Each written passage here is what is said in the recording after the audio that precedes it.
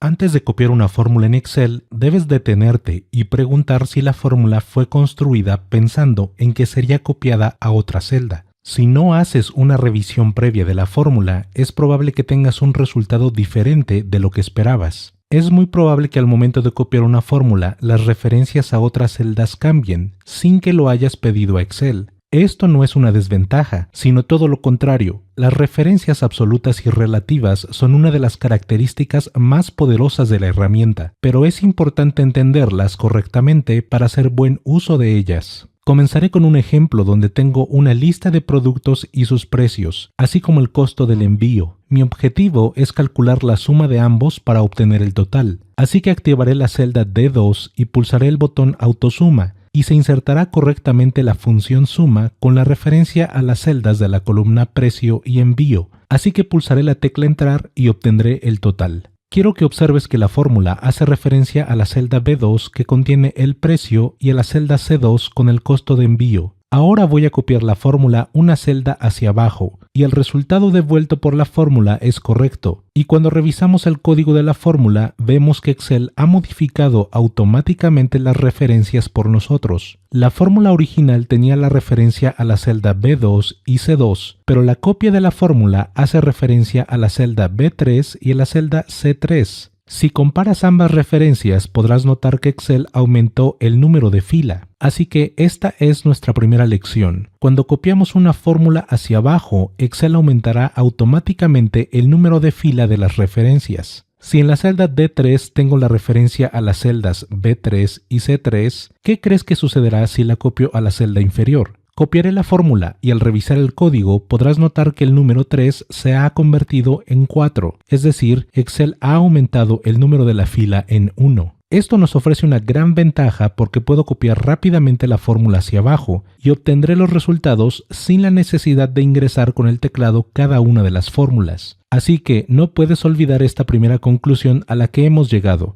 Excel aumentará automáticamente las filas de las referencias al copiar la fórmula a una celda inferior. Por el contrario, si copias una fórmula hacia arriba, entonces Excel disminuirá el número de la fila. ¿Y qué crees que sucederá cuando copiamos una fórmula de manera horizontal? De nuevo regresaré a la celda D2, donde la fórmula suma los valores de las celdas B2 y C2. Copiaré la fórmula a la derecha y Excel me devolverá un resultado, pero no es el mismo que el de la columna total, así que esto no puede ser una copia exacta de la fórmula. Al activar la celda E2, observarás que Excel ha modificado las columnas de las referencias. En la celda D2 teníamos las referencias a las columnas B y C, pero en la nueva fórmula tenemos las referencias a las celdas C y D. Es muy importante que este concepto quede claro para todos los usuarios de Excel, ya que siempre estaremos trabajando con fórmulas, y es conveniente conocer el comportamiento de las referencias para no cometer errores. Este es el comportamiento normal de las fórmulas, pero hay una manera de evitarlo y lo veremos en el siguiente ejemplo. Activaré la hoja 2 del libro, la cual tiene un rango de datos muy similar al ejemplo anterior,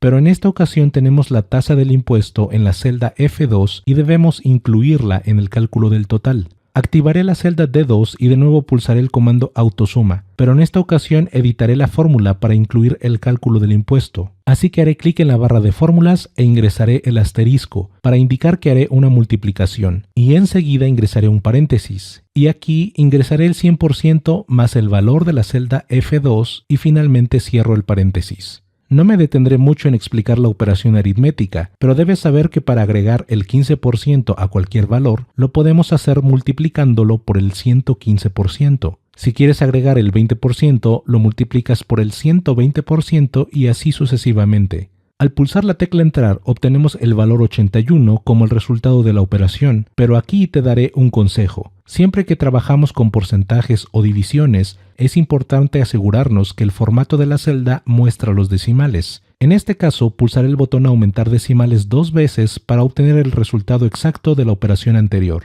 La suma del precio y envío es de 70 y el 15% de 70 es 10.5, así que el resultado final es 70 más 10.5 que en total nos da el 80.5 mostrado en la celda. Pero aquí es donde viene la parte importante que nos ocupa en esta clase. Al copiar la fórmula hacia abajo obtenemos resultados erróneos, y es que a partir de la fila del producto 2 se ha dejado de sumar el impuesto y solamente se hace la suma del precio y el envío. El producto 2 tiene un precio de 59 y un envío de 10, y la columna total muestra solamente la suma de ambos valores, que es 69, y no ha incluido la tasa del impuesto. Y si observamos el código de la fórmula, ya no hace referencia a la celda F2 que tiene la tasa del impuesto, sino que Excel ha aumentado la fila para dejarla como F3. Si me muevo a la celda de abajo, Excel ha modificado esa misma referencia por la celda F4 y así sucesivamente. Sin tocar las fórmulas que hemos creado en la columna total, copiaré el porcentaje de la celda F2 hacia abajo y verás de inmediato que los cálculos se actualizan, lo que quiere decir que cada fórmula intenta tomar la tasa de impuesto de la columna F, pero en su misma fila y no desde la celda F2. Aunque podría dejar los datos de esta manera, sería muy ineficiente dejar una columna que repite el mismo valor en todas sus filas, así que lo mejor será pedirle a Excel que al copiar la fórmula no modifique la referencia a la celda F2, sino que dicha referencia permanezca fija. Borraré los valores de la columna F y solo dejaré el 15% de la celda F2, y enseguida editaré la fórmula de la celda D2 para fijar la referencia a la celda que contiene la tasa del impuesto. Tal vez ya lo sepas o tal vez no, pero para fijar una referencia en Excel debemos convertirla en una referencia absoluta, y eso lo logramos anteponiendo el símbolo de moneda o de dólar antes de la letra de la columna y antes del número de fila. Así que para nuestra fórmula ingresaré el símbolo de moneda antes de la letra F y de nueva cuenta el símbolo de moneda antes del número 2. Una vez que termino de editar la fórmula, pulsaré la tecla Entrar y no observarás ningún cambio en el resultado de la celda, y eso está bien, porque recuerda que el problema no estaba con la celda D2, sino con el resto de las celdas después de haber copiado la fórmula.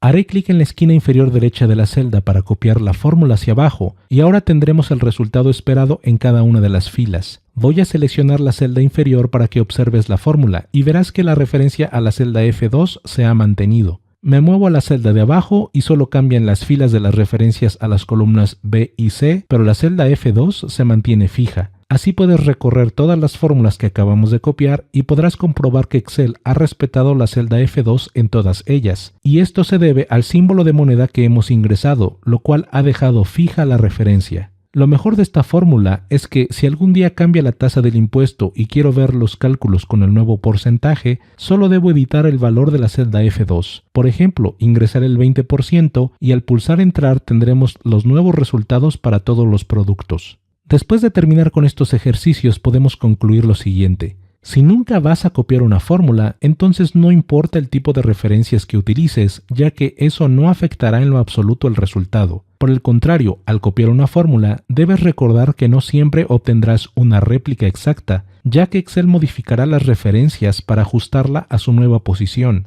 Así que antes de copiar una fórmula, debes asegurarte que estás utilizando el tipo de referencias adecuadas. Una vez hecha esta revisión, estaremos listos para copiar la fórmula a otras celdas, así que enseguida te mostraré algunas técnicas que tenemos para hacerlo. Borraré las fórmulas de la columna total y solo dejaré la primera fórmula. En los ejemplos anteriores me has visto utilizar el controlador de relleno para hacer la copia, y me refiero al borde inferior derecho de la celda. Si haces clic sobre el controlador de relleno y lo arrastras, entonces copiaremos la fórmula. Con esta técnica yo decido en dónde debe detenerse la copia, es decir, si quiero copiar la fórmula hasta el final, entonces debo arrastrar hasta la última celda. Voy a pulsar el atajo de teclado Control Z para deshacer esta última acción y mostrarte otra alternativa. En esas ocasiones en las que tenemos una columna adyacente con datos, una manera rápida de hacer la copia es haciendo doble clic en la esquina inferior derecha de la celda y Excel copiará la fórmula hasta la última fila de los datos. De nueva cuenta voy a pulsar el atajo Control Z para deshacer la copia de las fórmulas y enseguida te mostraré que podemos copiar la fórmula con el atajo Control C y enseguida selecciono el rango completo a donde voy a pegar la fórmula y pulso el atajo Control V. Por supuesto que en lugar de utilizar los atajos de teclado puedes utilizar el botón copiar y el botón pegar que se encuentran en la pestaña inicio.